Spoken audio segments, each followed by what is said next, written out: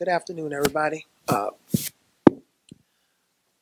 Our team has responded in our last two games after a pathetic performance at Georgia.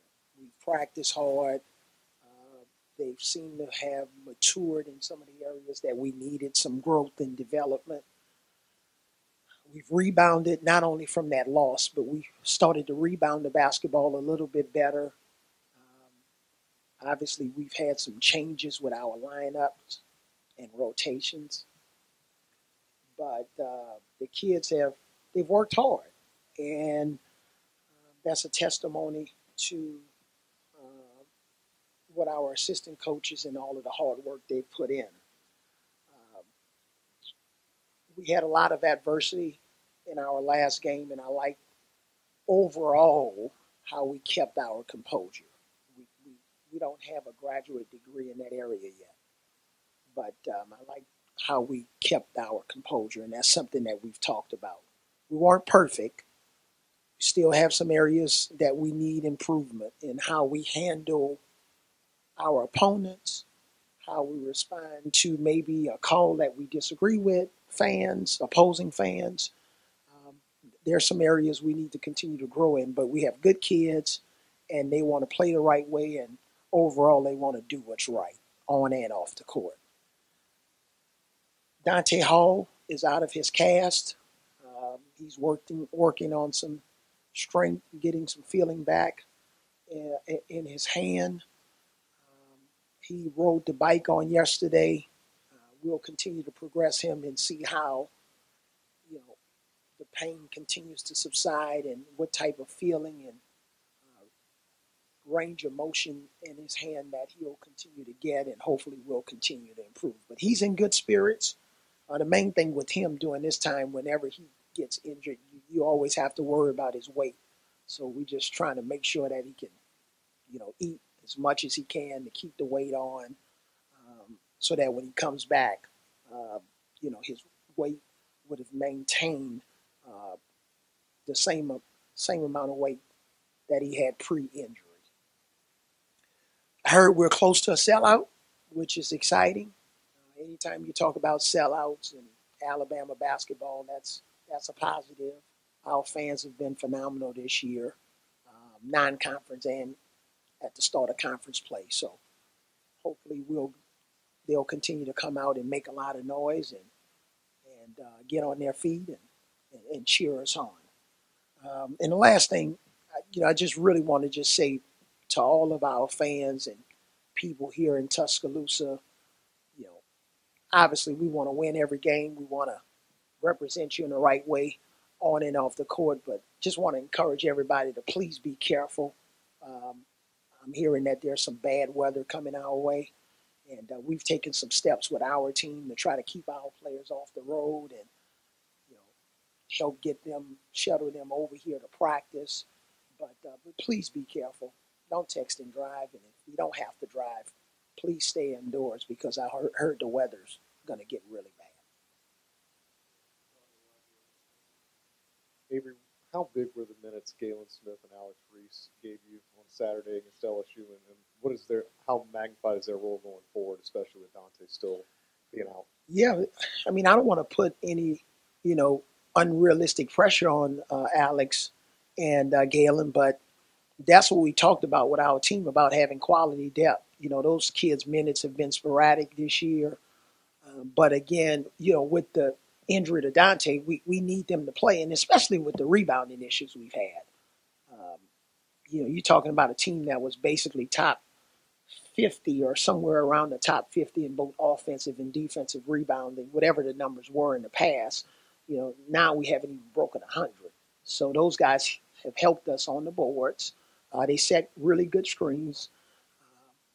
They obviously got different skill set. One is more of a post-up player. The other guy is an outside, inside guy, inside, outside guy. So, but their pick and roll coverages have been good, and they've been hustling. That's basically our team. We made a lot of mistakes against LSU, but we hustled, and we didn't whine, we didn't cry, we just hustled, and that's what I liked about our effort.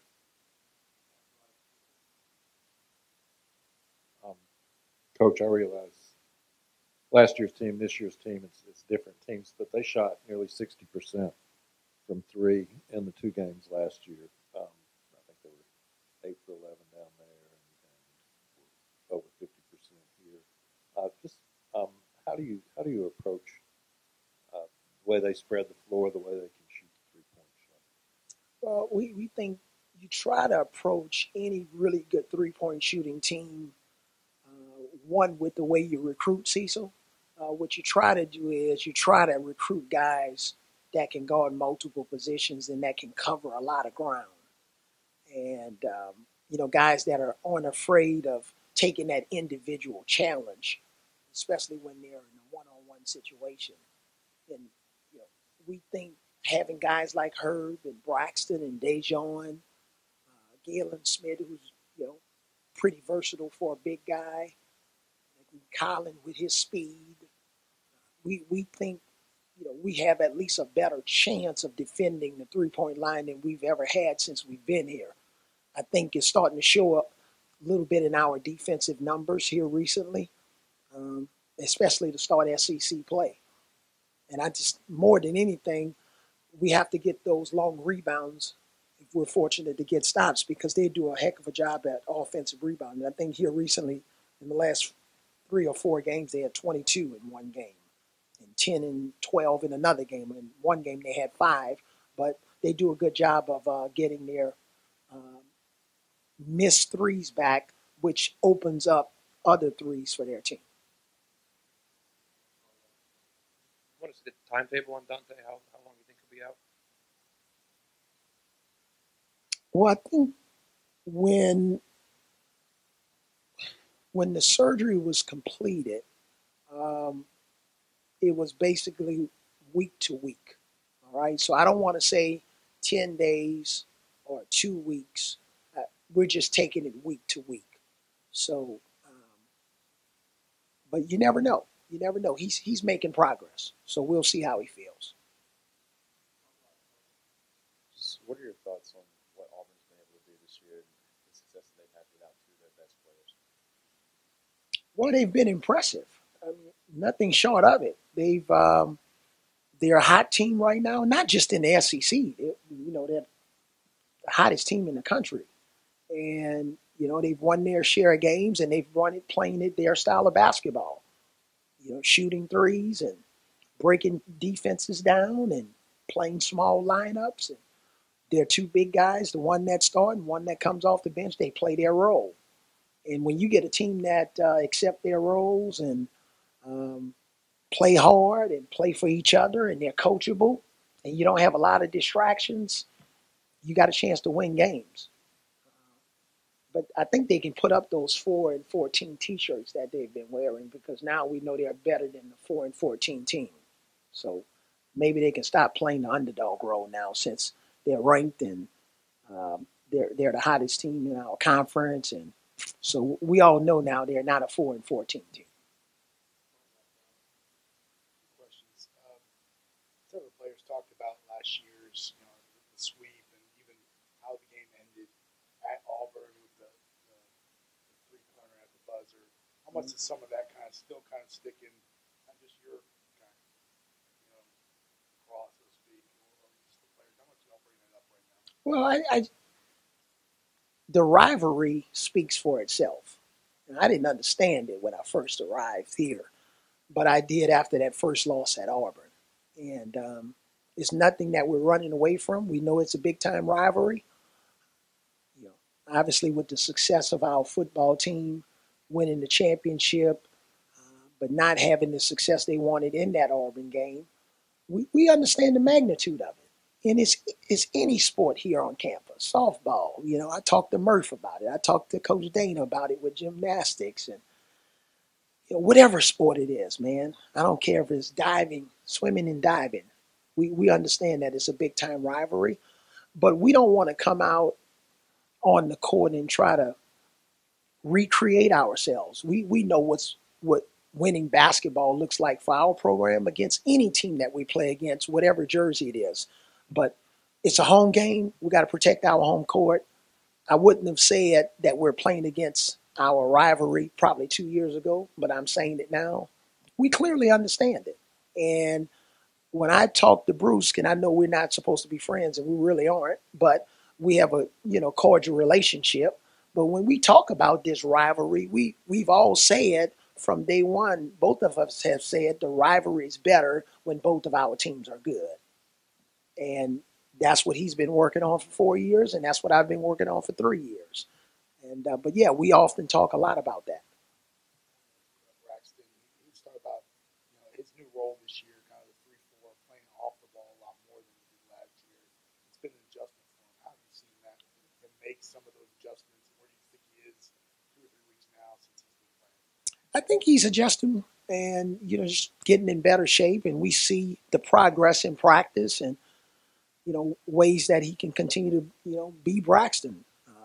We think we've done a good job overall of moving him around, and he's had the ball a little bit more and making plays, and missed a few inside against LSU that we know he normally can make, and we think that's around the corner. But the main thing is, like we said, at the end of the game, does Alabama finish with one more point than our opponent, independent of whatever our players' individual stats are? And that's what we're after right now at this time of the season. But he'll continue to get better. He's a valuable part of our team.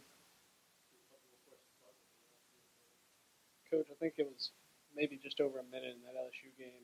Didn't really have a true 5 on the court. I think Braxton or Herb might have been your tallest guy out there. So that's something you expect to use in a game like Auburn, where it's going to be fast-paced and maybe not a lot of inside scoring? You know what? If it was, I don't know if I'd talk about it, but I think everything's on the table for us. We have a lot of versatility.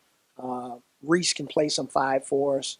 I think that during that time, it was more about our press offense, trying to have as many ball handlers and free throw shooters, really good free throw shooters, on the court more than anything. What have you talked with Daniel, kind of piggybacking on that, about staying out of foul trouble, and how important is that now with Dante out? Yeah, just positioning. And, a lot of times when you see a guy like Daniel, you'll think, okay, he's a redshirt sophomore. In our opinion, he's basically still a freshman and still growing and learning. Because, he's in our program. He's a young guy. Daniel went to college at 17 years old, so he was a young freshman.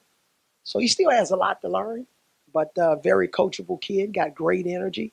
The job that he did on Silva 2 games ago here in our game against South Carolina, if you just watch what we've seen on film, he did an incredible job for us. So we're going to have to do a good job on the boards. McLemore is, he goes to the glass, relentlessly, and Spencer goes to the glass hard, and we have to be relentless, and we have to be passionate about getting that rebound and winning that game, because that's, as much as we talk about threes and who starts, who comes off the bench, and all of those things, it really boils down to rebounding. And then can you get easy baskets in transition? Can you slow your opponents down from getting baskets in transition? And then if the game is close in the last 3 minutes, who can execute the best on both ends of the floor, and who can fight through adversity? And if you're on the road, can you overcome a road crowd? If you're at home, can you get motivated enough to do what you need to do in those situations and do your job? So that's what I think it's all about. Okay, that's it. Thanks.